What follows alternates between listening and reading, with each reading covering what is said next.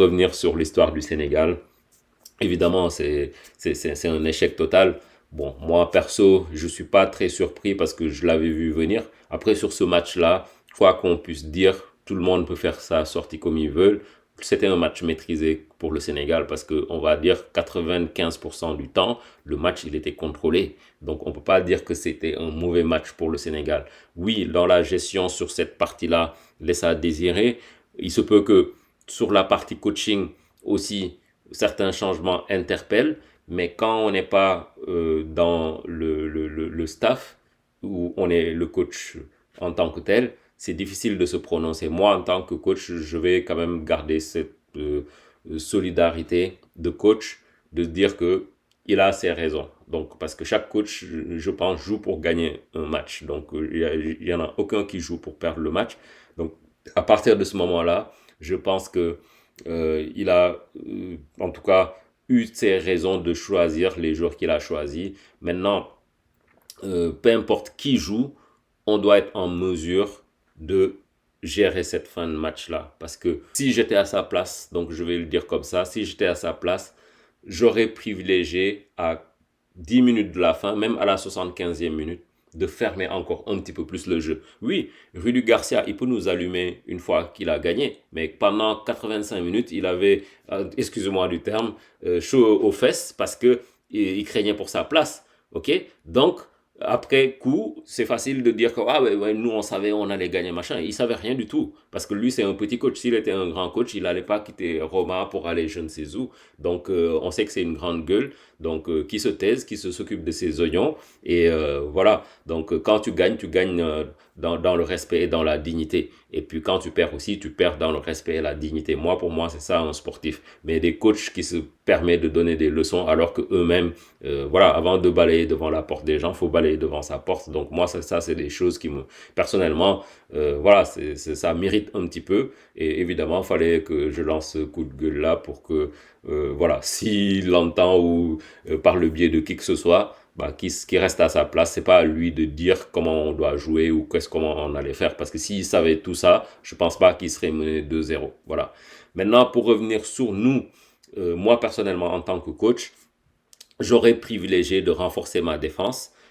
Koulibaly, bah oui, on l'a beaucoup critiqué contre un match contre la France ou contre Norvège où il y avait des fusées qui étaient devant, mais là, c'était pas le cas. Donc, sur un match comme ça, en fin de match, sachant que c'est un joueur expérimenté, le mettre est passé sur une défense à 5, laisser Lukaku au duel avec Niakate et Pathé 6, et Koulibaly un petit peu derrière en sorte de libéraux, tu sais, pour couper les trajectoires ou être là sur les dernières actions qui vont être chaudes, je pense que ça n'aurait pas été de mal. Maintenant, l'autre chose que je peux le reprocher, en tout cas, que je pense que le coach, il n'a pas pris les bonnes décisions selon mon point de vue, c'est de sortir les milieux terrain.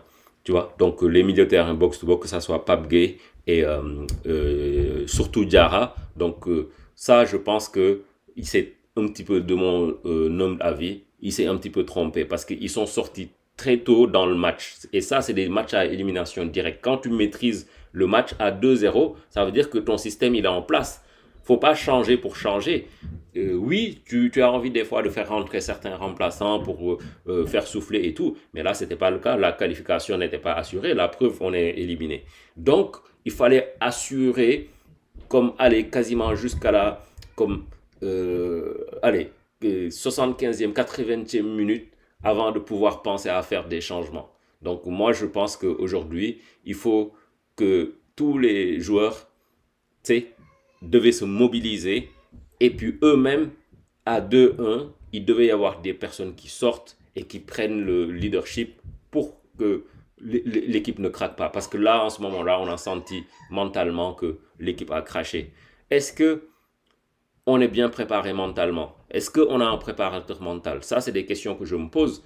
Est-ce que si on l'a pas, pourquoi on laisse ces genres de choses au hasard? Parce que ça, c'est pas la première fois que ça arrive. Le Sénégal se fait rattraper souvent. Même le match contre la France, on a mis le 2-1 et puis tout de suite 3-1. Contre Norvège, un petit peu pareil. Donc, à quel moment, tu sais, on doit arrêter de courir après le score. Bon, pour une fois, on avait mené, bon, à part le match contre l'Irak que je mets dans une autre catégorie de match, mais là, même s'ils reviennent à 2-1, il reste quelques minutes, Fatih. Donc là, les mecs, ils savent que c'est une qualification qui se joue. Écoute, ils doivent avoir la rage, euh, ils doivent détester de perdre un duel pendant ce moment-là, même s'ils doivent mettre quand même leurs pieds, leur tête. Voilà, ça doit être les premiers à le vouloir. Mais maintenant, pourquoi ils ne l'ont pas fait? Parce que il y a quelque chose qui s'est créé, une psychose qui s'est créée, le doute s'est créé et on se fait pas confiance. Et puis justement, peut-être le manque de concentration, manque de préparation mentale. Le mental, on en parlait du match contre la Norvège, ok, et même contre la France, tu vois. Donc quand on a marqué, on peut revenir. Là aussi, ça prouve une certaine fragilité sur la partie mentale, gestion des émotions, gestion du stress. Et ça, c'est quelque chose que avec le football, on ne doit pas négliger. Parce que si tu négliges, les équipes qui ne négligent pas cet aspect, bah, te passeront devant au moment crucial où voilà, les nerfs lâchent, la fatigue, le stress, l'atmosphère. Bon, il y avait les conditions climatiques, mais ce jour-là, je pense qu'à Seattle, il faisait 18 degrés. Moi, j'ai vécu là-bas. Je sais que voilà, c'est jusqu'au mois d'août, il n'y a pas comme des chaleurs excessives là-bas. Donc, aujourd'hui, je pense que le Sénégal avait comme toutes les cartes en main pour passer. Mais est-ce qu'on peut résumer tout à cette défaite-là? Moi, je pense que c'est l'arbre qui cache la forêt, dans la mesure où la préparation n'était pas bonne. On a rencontré des équipes. Bon, je dirais pas qu'on ne devrait pas les rencontrer. Moi, je suis pour ces matchs-là. Parce que les États-Unis, quand même, c'était bien. Ça nous a préparé avec les Mbappé, on a vu Balogun, Pulisic et tout, donc ça partait très vite devant, donc ça nous a mis en contexte, mais ça montrait aussi peut-être aussi nos limites, on n'était pas prêts.